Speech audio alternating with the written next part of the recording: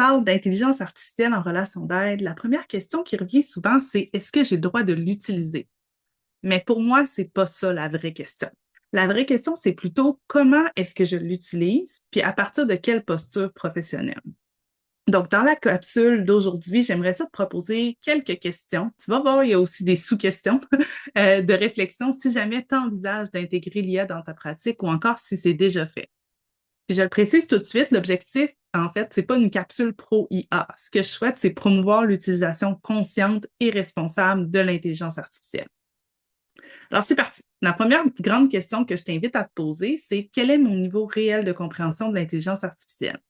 Pas juste est-ce que je suis capable d'écrire un prompt ou de discuter avec ChatGPT, mais est-ce que je comprends comment l'outil fonctionne, c'est-à-dire de façon probabiliste, avec des limites, des hallucinations même parfois? Est-ce que je sais ce que l'outil que j'utilise fait avec les données que je lui partage? Est-ce que je sais où elles sont hébergées, ces données-là? Donc, si je parle de pays, de serveurs, etc. Est-ce que je comprends si et comment mes contenus peuvent être utilisés pour l'entraînement du modèle ou comment le désactiver? Est-ce que je distingue clairement l'aide à la réflexion, le soutien administratif et le jugement clinique? Surtout, est-ce que je serais capable d'expliquer ça simplement à un client ou une cliente? Autrement dit, est-ce que je suis dans une posture d'utilisateur critique ou d'utilisateur passif? La deuxième question maintenant à laquelle je te propose de réfléchir, c'est quelles sont mes responsabilités en matière de confidentialité et de protection des renseignements? Est-ce que je sais où transitent les données que je partage avec mon outil d'IA? Est-ce que je peux garantir qu'aucune information identifiable est partagée? Puis est-ce que je comprends aussi le risque de croisement d'informations entre différents contenus ou différentes conversations avec l'IA? Est-ce que je comprends les règles de rétention des données, c'est-à-dire la durée de conservation, l'archivage, la sauvegarde de l'outil ou des outils que j'utilise? Est-ce que je sais s'il existe une politique claire de suppression des données puis comment ça s'applique concrètement? Est-ce que moi, j'ai des règles claires sur ce que je peux ou je ne peux pas partager avec l'intelligence artificielle? Advenant le cas où un client me demandait ce qui arrive avec ces informations, combien de temps elles sont conservées, comment elles sont supprimées, est-ce que je serais capable de lui répondre clairement? Maintenant, ma troisième question pour toi, ce serait comment est-ce que je vais obtenir un consentement libre et éclairé, puis m'assurer que ce consentement-là le demeure au fil du suivi? Ici, on ne parle pas juste d'une simple signature sur un formulaire. Est-ce que j'explique pourquoi, comment, puis avec quelles limites ou dans quelles limites, en fait, j'utilise l'IA?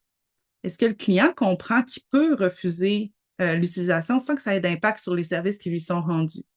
Est-ce que je m'assure que le client est réellement à l'aise d'exprimer son opinion? Essentiellement, si la personne présente des enjeux d'affirmation de soi ou une tendance à acquiescer par crainte de déplaire.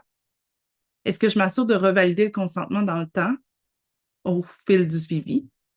Est-ce que j'ai prévu une à une ou des alternatives si jamais le client ne souhaite pas que l'IA soit utilisée dans le cadre de son suivi?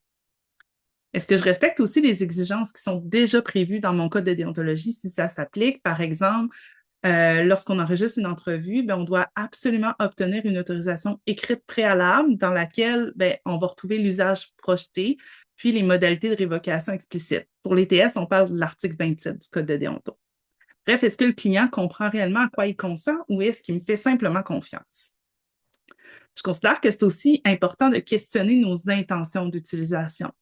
Qu'est-ce que je souhaite faire avec l'IA exactement dans le cadre de ma pratique? Est-ce que c'est pour structurer, donc organiser mes idées, clarifier un plan, mettre en forme une réflexion? Est-ce que c'est plus pour de la rédaction, par exemple des brouillons de courriel, reformuler du contenu, aider à mettre des mots, jamais substituer notre jugement clinique, évidemment?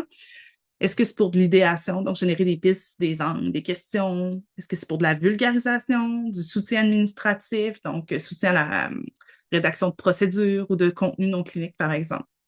Est-ce que je suis capable de nommer clairement les limites de ces utilisations-là? Puis est-ce que j'ai rédigé aussi une politique qui porte sur l'utilisation de l'IA dans le cadre de ma pratique? Est-ce que cette utilisation-là, elle améliore la qualité du service que j'offre? Puis si oui, de quelle façon? Bref, est-ce que j'utilise l'IA par intention ou par facilité?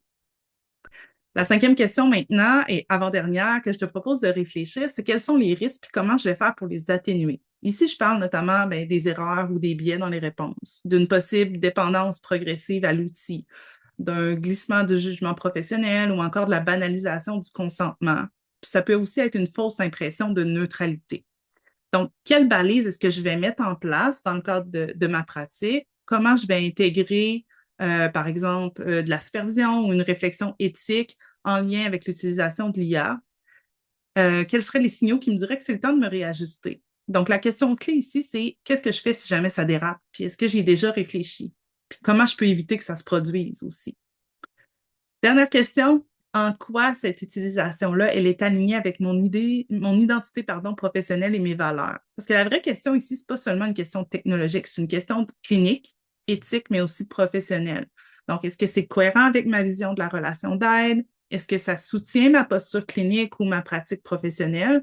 Puis, finalement, est-ce que je serai à l'aise d'expliquer cette pratique-là à un père, une paire ou encore à mon ordre professionnel?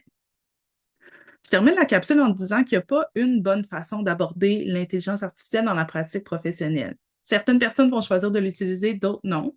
Puis, il y a aussi plusieurs personnes qui sont encore en réflexion et c'est parfaitement légitime. C'est aussi bien correct de se permettre de poser des questions. L'important, au fond, c'est pas d'être pour ou contre l'utilisation de l'IA, mais plus de rester en mouvement, d'être curieux, curieuse, d'être critique, d'être conscient de nos responsabilités. Donc, si jamais cette capsule-là t'amène à te poser des nouvelles questions, à ajuster certaines balises ou encore simplement à ralentir avant d'intégrer un outil de plus, ben, c'est mission accomplie. Parce qu'au final, en fait, c'est nos choix quotidiens, petits ou grands, qui vont façonner au fil du temps notre posture professionnelle. Puis, ben, cette réflexion-là, elle peut et je dirais même, elle doit évoluer avec le temps. Alors, je te remercie de ton écoute, puis je t'invite à t'abonner pour ne pas manquer les prochaines capsules. À bientôt!